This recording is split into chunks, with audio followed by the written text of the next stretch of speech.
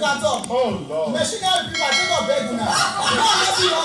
You know the prostitute. You know, we before. I want use on a shan. I beg you, I need my clocks. This is messy Lambo. So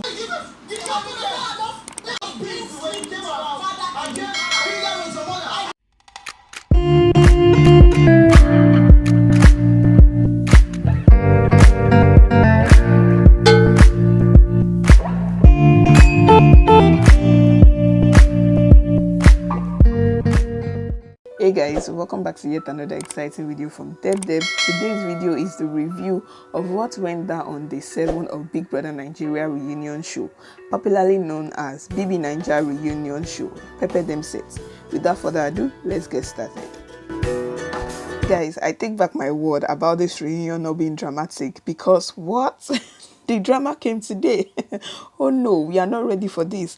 The episode was a continuation from yesterday's discussion of gossip as was seen in the house. This time, new housemates were seated where we had Cindy, Esther, Sheyi, Avala, Frodd, Mercy, and Omashola. Also, we had Elozonam also. Then it started with Ebuka questioning Cindy if she gossiped. And of course, yet again, another housemate who will go to any length to deny that he or she gossiped. And yes, Cindy said, no, I don't gossip. Sheyi then called her out with reminders and he just turned into laughter. All of them were all busy smiling.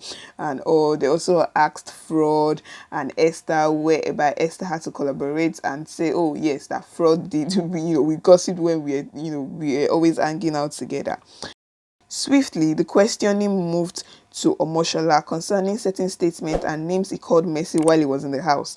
Clips from way back in the house was played also.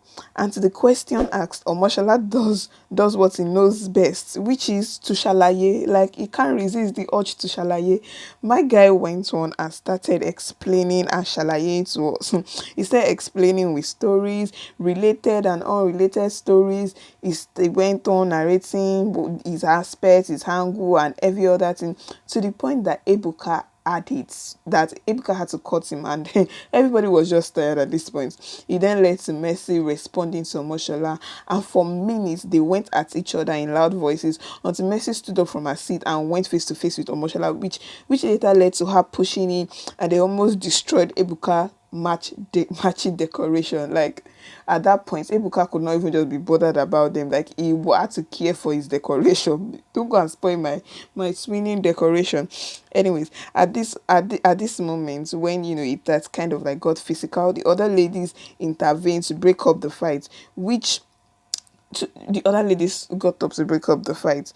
While all of this was going, guys, guess what? It is important that we note that Mr. Frodd did what was best for himself, which was he was minding his business, the business that paid him, which was to social distance and stay safe.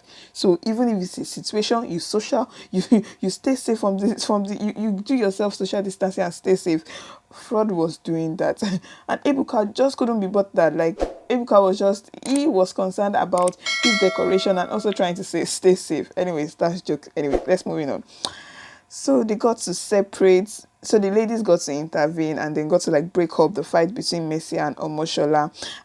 But this didn't stop as that, as both parties still went ahead exchanging words and curses and all. You can check for clip I posted to listen to what was said.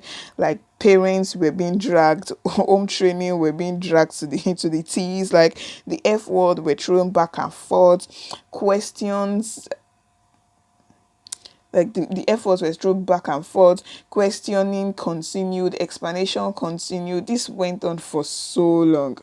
Until they had to like separate them and make them sit. Now, while they were sitting down, omashola was confused as to why this was not an issue, whereby Mercy told him in the past that when they left the house, omashola kept saying the fact that when they left the house, Mercy told him that everything that happened in the house is the past, and she's past it. There they don't need to address it and all. That Mercy had told him that, so he didn't address anything. He left it, and now he's wondering why this is not an issue. And then he felt, Mercy wanted to use him and shine during the reunion, and Mercy gave a reply, epic reply, and and Mercy was like, I know if you use your shine, now me be winner, and una need my clout. This is Mercy Lamborghini. I said, yes, baby girl, remind us. Like, we kind of forgot that you were the winner of Pepper Dem show. Remind us that you are the winner. Nobody, you are the one, we are even using you for clout. It was really funny. Ebuka went on asking Omashola if he regrets the name he called Mercy when they were in the house. Omashola, said he regrets it, and it happened because he was pissed. My guy had to mention the fact that because he was pissed was that was why he made that statement. But anyways, that's really not an excuse. But moving on, then Mercy interjects again, asking if Omashola ever F-word with her, or if his father ever the F word also. And she proceeded to also curse him, and yet again another drama ensued. Like, it was just curses upon curses, like they were giving themselves, like dragging your parents in and doing curses, bass. It was much. Then Omashola immediately stood up to also match up with Mercy's curses by returning his, because it's like, okay, you are doing bass, I'm gonna do both. He also stood up and started returning the curses to her. At this point, Ebuka was ready to drop the host job because my guy was tired. So he asked Avala to help him out. Then Avala went on to level the situation, making Omashola understand the gravity of the word he called Mercy and how it was rude to call a woman such. By the way, the word is prostitute. So you might be hearing me say word. So apparently while they were in the house, Omashola had referred to Mercy as a prostitute and all that. While Avala is going on with a peacemaking statement, Sheyi decided to start chipping in and telling us what he agrees on. Like, bro, we didn't ask you. Like, no, we really did not ask you. Okay, calm down. Then Sheyi started telling us, telling Omashola how he shouldn't have argued, but apologized as long as he was called out for it. And I'm like, whoa. Hold up. Sheyi, you know this, but you didn't implement this during your own saga with Thelma, as we saw in yesterday episode of Day 6. Like, so you knew this. Well, it's been said that it's easier said than done, so I'm not surprised any longer. Esther had to help us remind Sheyi that, Oga, it is Omashola's issue. Like, can we just listen to what Omashola has to say instead of you trying to, talk your own, because Sheyi was about to start going to what Frodd said, his mother. Like, Oga, it's Omashola's time. Your time have passed. Can Omashola have the floor? Like, Esther had to help us with that reminder. Thank you, Esther, for such a reminder, because we are not about to sit and start listening to Sheyi rant and talk about something that was unrelated at this point. Omashola finally apologized with explanation and justification for his anger. Now, this is where I don't get it. Like, if you're trying to apologize and let it go. Like, apologize and be sincere about the apology.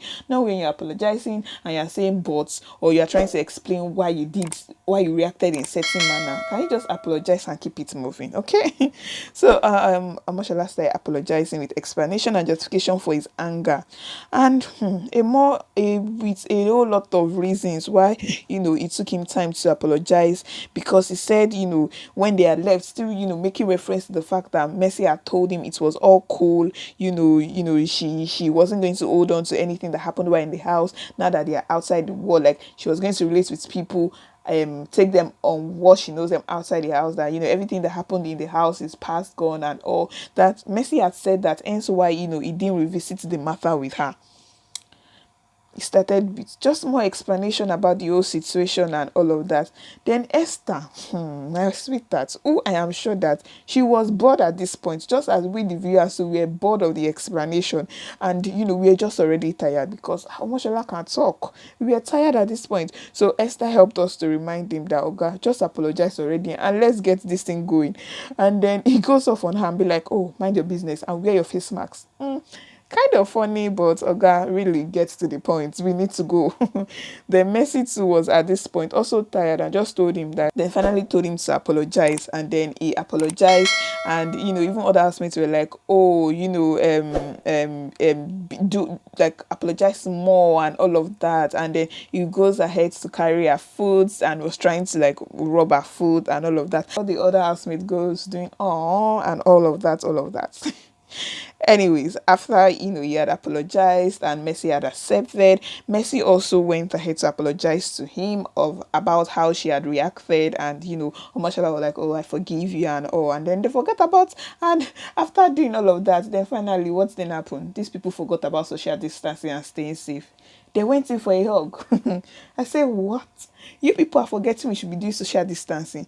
Anyways, these two people went in for a hug, gave themselves a hug and all that. And Ebuka was like, yeah, he had had it. Let him complete the job that he was paid for. So Ebuka then rounds up the whole episode. Also, we could see that at the ending, the outro of the episode, they had showed when Omashola and Mercy were using hand sanitizer, and Omashola was like saying, oh, mercenaries and all, like, now you have seen that we have settled. Nobody should come into my DMs calling me names and all of that, or that we have settled and all of that. It was really just so funny to see. But yeah, that was how the show ended, and that was how Ebuka wrapped up the show. And that wraps today's episode of the BBNAIJA reunion show. Remember to engage me via the comment section about your take on today's show. In like manner, kindly subscribe to my YouTube channel, like this video, and share this video with loved ones. And that's it, guys. Thank you for watching. To my next video, stay blessed.